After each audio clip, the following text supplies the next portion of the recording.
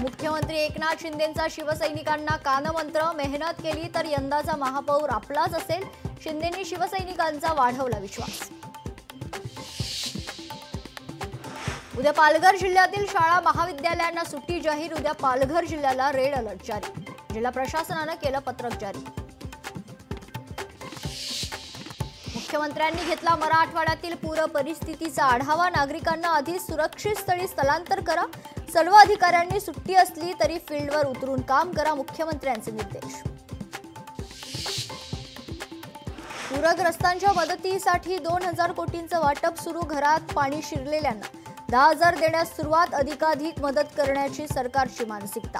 मुख्यमंत्री फडणवीस यांची माहिती.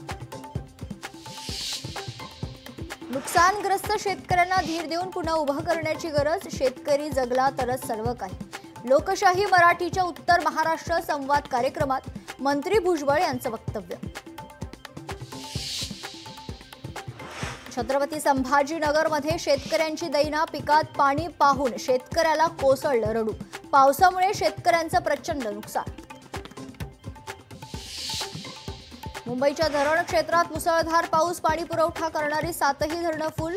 मुंबईतील धरणांमध्ये एकूण 99.86% पाणीसाठा.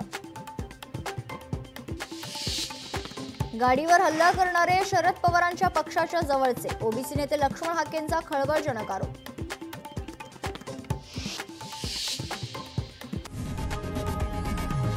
लोकशाही मराठी ऐका, पहा, जागरूक रहा.